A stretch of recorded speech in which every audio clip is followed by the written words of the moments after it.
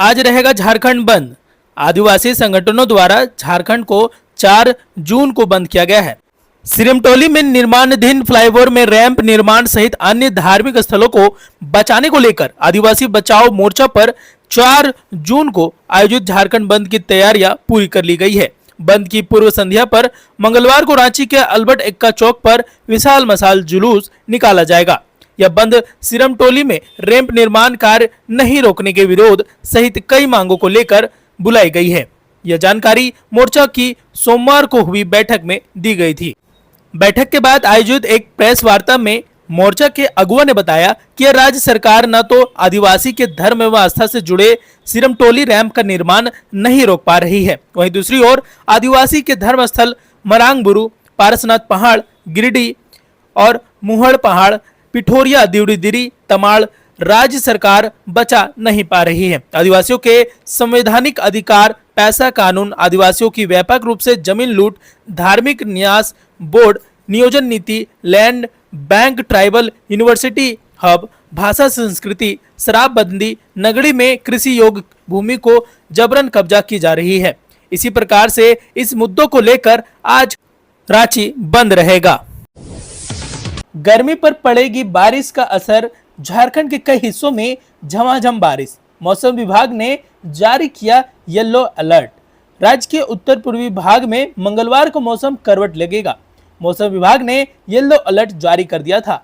यहां मेघ गर्जन के साथ वज्रपात की भी आशंका व्यक्त की गई थी। देवघर, धनबाद, दुमका, गिरिडीह, गोड्डा, जामताड़ा, पाकुड़ और साहिबगंज जिले के लिए अलर्ट भी जारी किया गया था। ऐसी ही चेतावनी उत्तरी भाग के पलामू, गढ़वा, चतरा, कोडरमा, लातेहार, लोहरदगा के अलावा मध्य भाग के रांची, बोकारो, गुमला, हजारीबाग, खूंटी और रामगढ़ इलाकों के लिए भी जारी की गई थी। मौसम विभाग के अनुसार पिछले 24 घंटों में राज्य में 1-2 जगहों पर गरज के साथ हल्के में मध्यम दर्ज की बारिश हुई है। सबसे अधिक बारिश 32.6 मिलीमीटर राजमहल में दर्ज की गई, जबकि सबसे अधिक उच्चतम तापमान 38.8 डिग्री सेल्सियस गोड्डा और सबसे कम न्यूनतम तापमान 18.3 डिग्री सेल्सियस लातेहार में दर्ज किया गया। आगामी 6 जून तक राज्य के कई हिस्सों में हल्के दर्जे की बारिश भी हो सकती है, लेकिन अधिकतम और न्यूनतम तापमान में कोई फेरबदल नहीं होगा और गर्मी का एहसास जरूर होगा। झारखंड कैबिनेट बैठक आज शाम 4 बजे से होंगे कई अहम फैसले। झारखंड कैबिनेट की बैठक आज बुधवार 4 जून 2025 को होगी। मंत्रिमंडल, सचिवालय एवं निगरानी विभाग समन्वय ने यह सूचना दी कि विभाग ने कहा कि झारखंड कैबिनेट की बैठक आज शाम 4 बजे से झारखंड मंत्रालय स्थित मंत्रिपरिषद कक्ष में होगी। मुख्यमंत्री हेमंत सोरेन कैबिनेट की अध्यक्षता करेंगे। झारखंड मंत्रिपरिषद की बैठक आज 4 जून को होगी। मंत्रिमंडल, सचिवालय एवं निगरानी विभाग ने यह सूचना देकर सभी को जानकारी दी। विभाग ने कहा कि झारखंड कैबिनेट की बैठक 4 जून को शाम 4 बजे से झारखंड मंत्रालय स्थित मंत्रिपरिषद कक्षा में होगी और मुख्यमंत्री हेमंत सोरेन कैबिनेट की अध्यक्षता करेंगे। इस बैठक में कई अहम फैसले लिए जाएंगे, जिसमें मैया सम्मान योजना को लेकर भी बहुत बड़े फैसले लिए जा सकते हैं। साथ ही साथ झारखंड की शिक्षा व्यवस्था को लेकर भी कई अहम फैसले भी लिए जा सकते हैं। मंत्री इरफान अंसारी की पहल, कुपोषण से दूर होंगे बच्चे, माताओं को मिलेगा पोषण और रोजगार। झारखंड के स्वास्थ्य मंत्री इरफान अंसारी ने कहा कि राज्य सरकार बच्चों को कुपोषण से बचाने के लिए लगातार प्रयास कर रही है। साथ ही माताओं को भी कुपोषण मुक्त कर रोजगार से जोड़ने के लिए प्रशिक्षित किया जा रहा है। झारखंड में कुपोषण से निपटने के लिए राज्य सरकार प्रयास मुख्यमंत्री हेमंत सोरेन के नेतृत्व में लगातार प्रयास कर रही है, जिनकी जानकारी स्वास्थ्य मंत्री डॉक्टर इरफान अंसारी ने अपने सोशल मीडिया हैंडल एक्स पर दी। इरफान अंसारी ने कहा, जब राज्य के नैनीहाल और हमारी माताएं मजबूत व सशक्त होगी तभी हमारा स्वास्थ्य झारखंड आगे बढ़ पाएगा। कुपोषण में कमी लाने तथा स्वास्थ्य, तंदुरुस्ती और रोग प्रतिरोधक क्षमता में वृद्धि करने की दिशा में हमारी सरकार प्रयास कर रही है। यह बदलाव कुछ ही महीनों के प्रयास का नतीजा है। आने वाले दिनों में स्वास्थ्य विभाग में कई बड़े बदलाव व्यापक रूप से देखने को शुरू होंगे, जिससे आम जनता को सीधा लाभ होगा। स्वास्थ्य मंत्री ने कहा कि कुपोषण हमारे समाज के लिए एक अभिशाप एवं बड़ी चुनौती के समान है, लेकिन हम तनिक भी हिचकिचाएंगे नहीं, बल्कि इस समस्या का समाधान करने का हर संभव प्रयास मुख्यमंत्री हेमंत सोरेन के नेतृत्व में और लोकसभा के नेता विपक्ष राहुल गांधी के मार्गदर्शन में हमारा स्वास्थ्य विभाग करेगा। रिम्स कॉटेज का किराया हुआ दोगुना, अब एक दिन के देने होंगे 500 रुपए, लेकिन सुविधाएं जस की तस। रांची के सबसे बड़े सरकारी अस्पताल में रिम्स कॉटेज के प्रतिदिन का किराया 250 रुपए से बढ़ाकर 500 रुपए कर दिया गया है, लेकिन कॉटेज में मिलने वाली सुविधाएं जस की तस है। केवल कॉटेज में बाहर से रंगाई पुताई की गई है, पर आंतरिक व्यवस्था दुरुस्त नहीं है। राजधानी रांची के सबसे बड़े सरकारी अस्पताल रिम्स में कॉटेज के प्रतिदिन का किराया 250 रुपए से बढ़ाकर 500 रुपए कर दिया गया है, लेकिन कॉटेज से मिलने वाली सुविधाएं जस की तस है। केवल कॉटेज से बाहर की रंगाई पुताई की गई है, पर आंतरिक स्वास्थ्य व्यवस्था दुरुस्त नहीं है। बाहरी दीवारों पर भी पीपल और कई तरह के पेड़ पौधे उगाए हैं। रिम्स में कुल 14 कॉटेज हैं। इसमें ग्राउंड फ्लोर में 7 और प्रथम तल्ला पर 7 कमरे हैं। 2 कमरे 13 और 14 नंबर वीआईपी के रूप में पहले से चिन्हित है। फिलहाल प्रथम तल्ला के 7 कमरे को इमरजेंसी वार्ड के रूप में उपयोग किया जा रहा है। ग्राउंड फ्लोर के 7 कमरों को पेइंग के रूप में आवंटित किया जा रहा है। कॉटेज में कई कमरों के किचन और बाथरूम की स्थिति भी ठीक नहीं है, ऐसे में इसका दुरुस्त कराने की जरूरत है। बोकारो स्टील प्लांट में बड़ा हादसा, हॉट मेटल गिरने से 5 मजदूर झुलसे, अस्पताल में भर्ती एक श्रमिक की हालत गंभीर। झारखंड के बोकारो स्टील प्लांट में एक बड़ा हादसा हुआ है। स्टील मेल्टिंग शॉप 2 में हॉट मेटल गिरने से 5 मजदूर झुलस गए हैं। सभी घायल मजदूरों को बोकारो जनरल हॉस्पिटल में भर्ती कराया गया है, जहां उनका इलाज चल रहा है। एक मजदूर की हालत गंभीर बताई जा रही है। घटना के बाद सुरक्षा इंतजामों पर सवाल उठ रहे हैं। झारखंड में बोकारो स्टील सिटी स्थित steel authority of India limited SAIL के बोकारो स्टील प्लांट में गंभीर औद्योगिक हादसा हुआ है।